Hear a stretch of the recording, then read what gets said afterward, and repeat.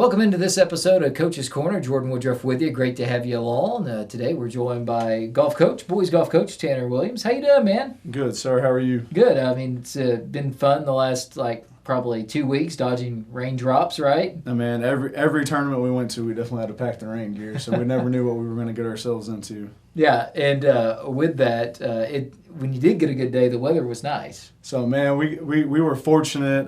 We found some days in between the storms and stuff. There's real calm, nice, no wind days that we were grateful for. Yeah, I was going to say that was the thing.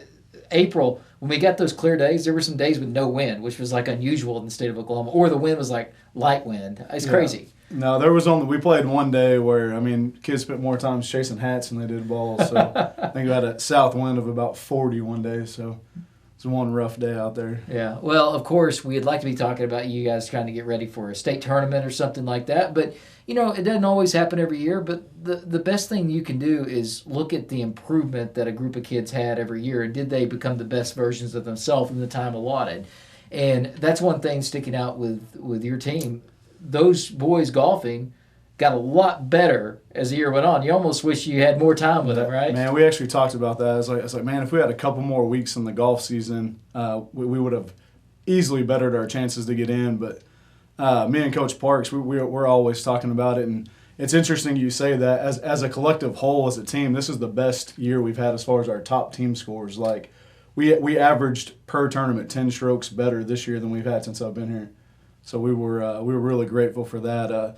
It's a huge, a tribute to the seniors. They've kind of upped the rigor at practice, and they're pushing the younger guys. And the future of the golf program is looking pretty good. Every year we've improved. Yeah, and we talk about girls being tough, but when you look at boys golf in the state of Oklahoma, it is unreal. I mean, just think about how many great golfers have been in this state. You have two major college programs as well that a lot of times have some Oklahoma golfers on the squads with OU and OSU.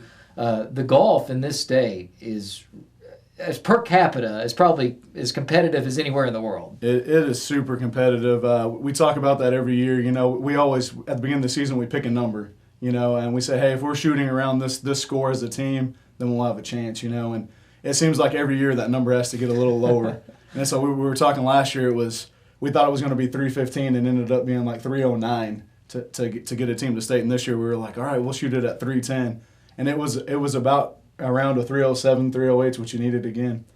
So very very competitive on the 6A boys golf side. And when you look at, like you said, as your team trying to get guys qualified, what do you like? How do you break over that hump? Because it does seem like it's the standards getting better every year.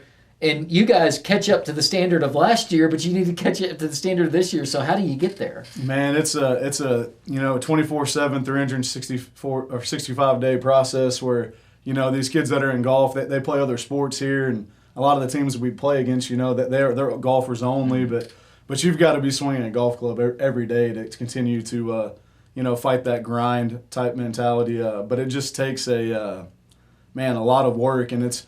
A lot of people who don't play golf, they don't realize that, from 100 to 85 is easily achievable. But to go from 85 to 80 can take you months, and it takes some real dedication. And so fortunately, we've had some really good groups who are teaching our younger golfers that. And like I said earlier, we're just, every year at the start, we're getting to start at a little lower threshold. So we're grateful for that. Well, and the younger ones. And let's go over first your senior group. Going to be leaving out, and then we'll go into the younger ones. But talk about those seniors and their career. Man, so these group of seniors were my first group. They were what we refer to them as puppies or babies, and they were all 115, 120 is what they were shooting in tournaments, and for them to get to the scores where they're at. And we had 4 this year: Logan Merkus, Dalton Turnipseed, Clayton Murph, and Reed Jackson, and all 4 of those guys were mid-80 golfers this year, and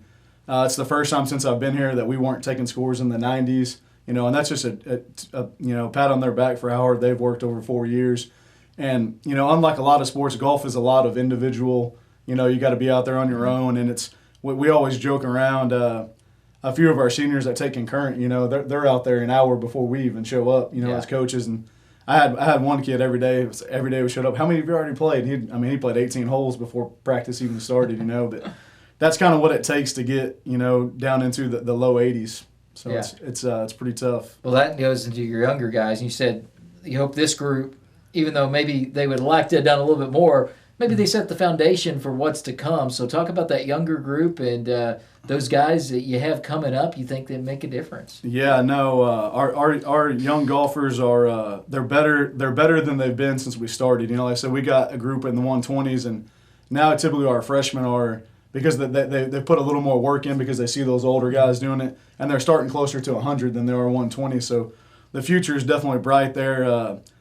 We've got a couple of really talented young freshman golfers. We took them over to regionals this year, and it was kind of an eye-opening experience for them. I don't know how much you kept up with that, but it rained 7 inches at the golf course we were playing, and we were pulling in, and literally everyone's out there going like, "What are we doing?" Like we're having to haul kids across parts of the golf course because it's underwater. Like they couldn't walk, So, You didn't have to bring a boat out, thank goodness. But close, right? There was a creek on hole 2, and we were laughing because you can see it from the road. We were kind of chuckling when we drove in, like it's like, man, I hope you guys brought your floaties. You're gonna need that to get across there. And they delayed our regional start a couple hours, and it didn't really help. That thing was just flowing. It looked like whitewater rapids out there, but. No, they did a really good job being thrown into a tough situation, and man, you don't get to practice a lot of golf out in the rain, in those conditions. Golf courses typically will close unless it's a regional tournament or a state tournament, so they handle themselves really well, So especially those young guys, and it's tough, being, you don't even think about it, but they're 14, 15 years old, and they're playing against 18-year-old seniors who have been doing this and battling it. So we were really proud of them, so... But yeah, as a whole, man, the golf team, man, from day one to right now, every kid on our golf team's gotten better, and that's kind of, we were talking about it earlier, but that's kind of the goal with golf is, to get to your potential, and it might not be par golf, it might be an 85. So, but as long as you've achieved that, there's some satisfaction. Yeah, and you can go on your rest of your life enjoying it as well, doing that and trying to break over that hump and never really quite getting there too, which is the way a lot of people feel, including myself back in the day.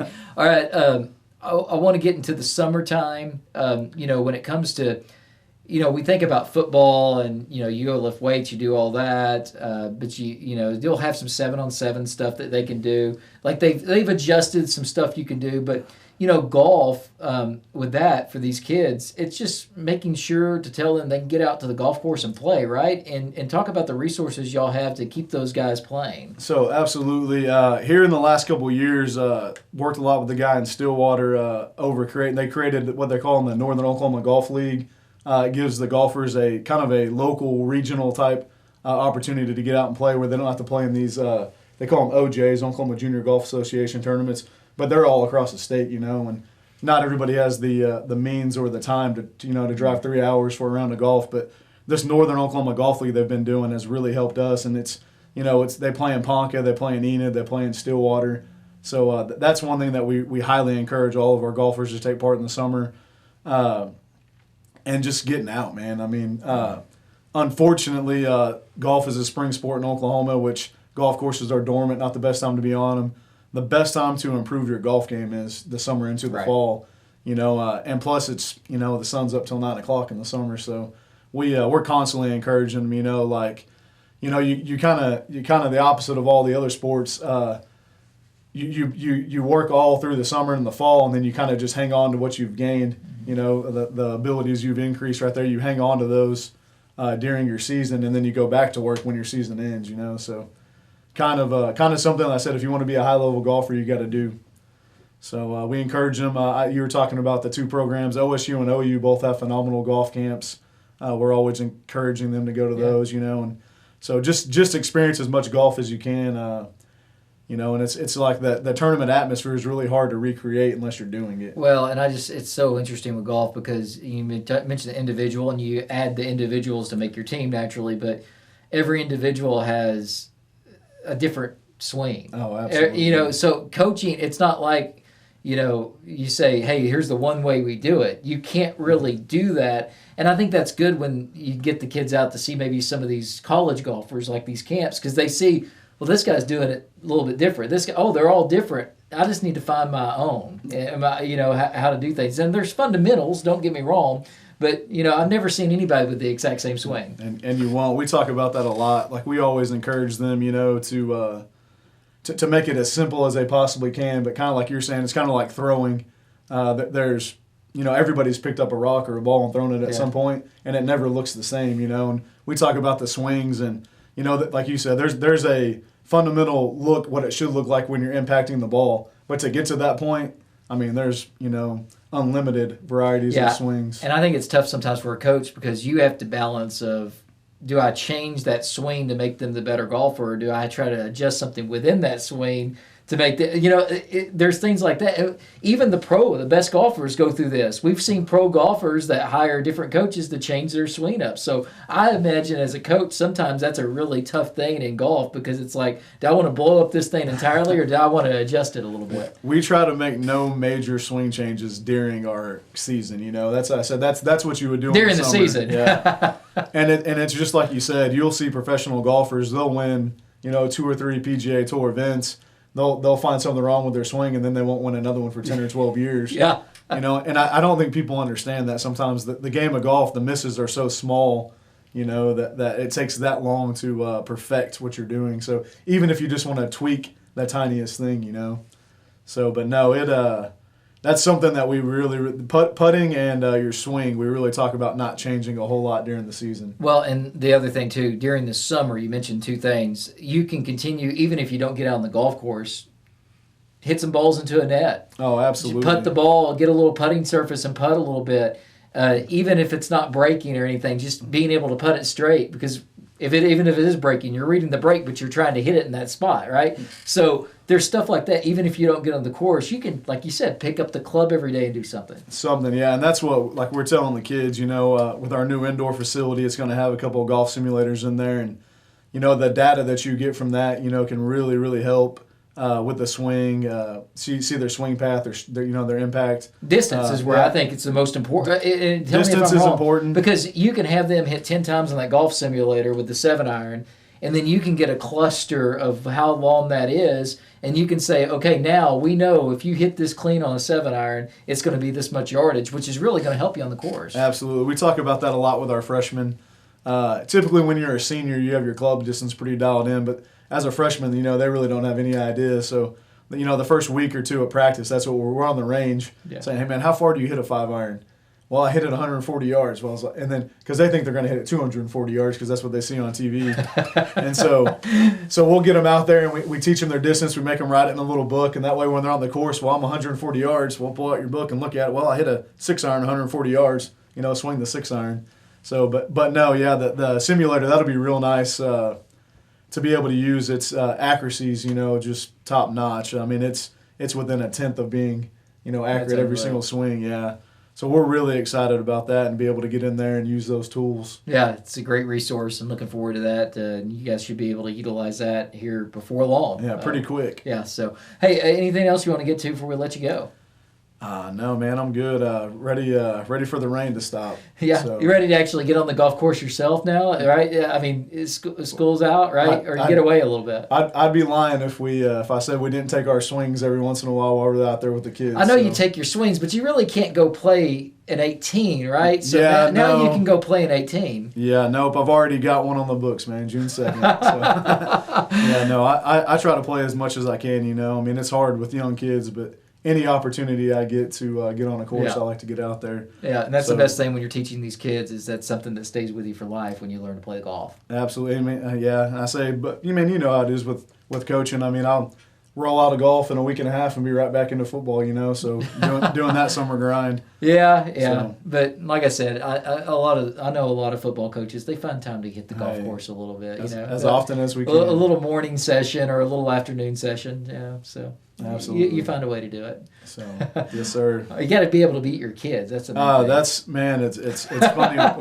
It's funny. My kids are getting older, and that's what I say. Like, how long can I continue to to beat them in the sports that Well, we're doing. and not even that, beat the kids Oh, you're the high coaching. school- yeah, the high You school, beat yeah, your yeah. kids because that's at home. You got to beat them here. There's some of them that have well surpassed me on the golf course. So, All right, man. Well, I appreciate the time as always. yes, sir. Thank Tanner you. Williams with us, men's golf here at Ponca City, and that'll do it for today's Coach's Corner. Thanks to Chris behind the camera, Jordan Woodrow saying so long, and until next time, go Cats.